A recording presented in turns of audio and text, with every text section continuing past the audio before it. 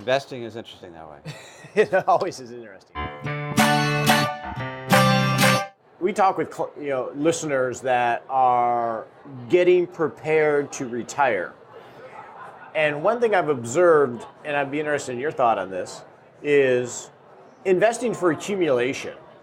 The rules are pretty simple, right? You control costs, you diversify, and you just keep throwing money at it. When things are bad, maybe you can throw more money at it because your timeline is so long that you almost want volatility, especially early on, because that gives you more opportunity to buy at lower prices, and time is really your friend.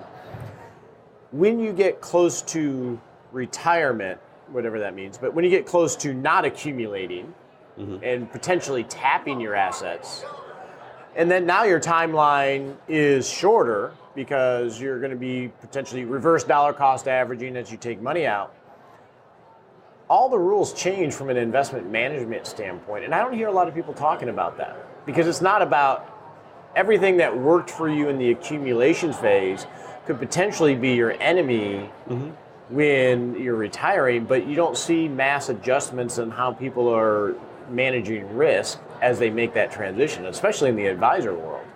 Which is odd to me because my definition of risk, or I think the best definition of risk, is it's volatility, but more importantly, it's the personal harm caused by the financial harm caused by a major drawdown. So as a retiree, if your portfolio falls 50%, how does that impact your retirement?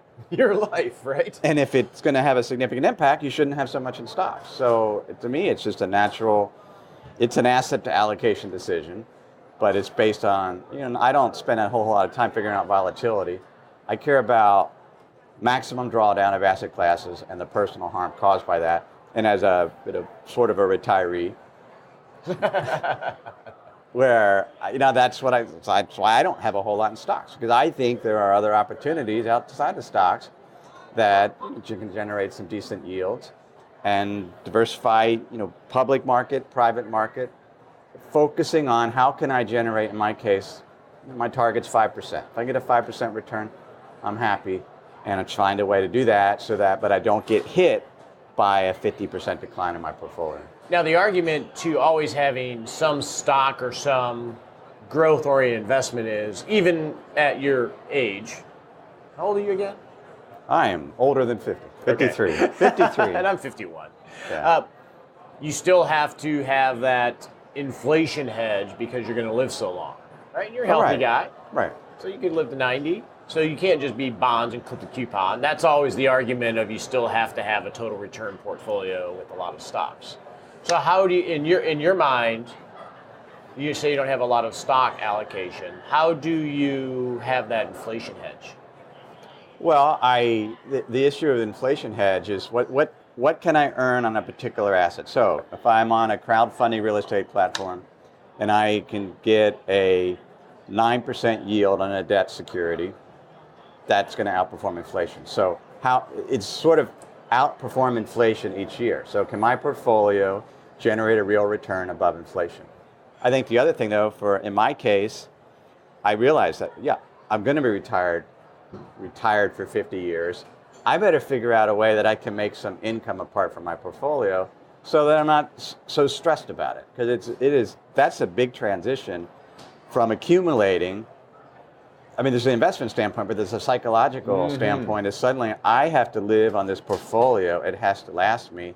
And I couldn't do it. I just, 50 years, there's too much that can happen. So I think retirees should find a way to generate some non-investment income in a way that they enjoy, because it's just less stressful, and you can be more patient with your portfolio when some downturn occurs. And it's human capital, right? You don't want because the problem with one, it's the psychological standpoint of earning money feels empowering. It gives you options, right? You feel like you have control of your face. You don't earn money, it doesn't. Right? You feel now you're at the whims of the world. But also, if life happens, life turns sideways and you haven't worked or earned money, well, your skills have atrophied, your network has atrophied, and going back to work after not working for a while you may not even have an option. All right. And retirement's boring. Traditional retirement, I know too many retirees that are just bored out of their minds because they decided they wanted to golf or whatever. They did it for a while and they lost their network. So it's better, I think, to play golf and find a way to work. Yeah, we call that pre-retirement. So that's a great word. I call it live like you're already retired. So find a way in your 40s or 50s, 60s that you can generate income and still do the things you find enjoyable from a leisure standpoint or a work standpoint, and maintain that for decades. Yeah. I have a neighbor, he's in his 90s. He's bored. And why do you want to spend decades bored? Yeah, Find and a we're way meant to be have a productive. purpose in life, too. Exactly.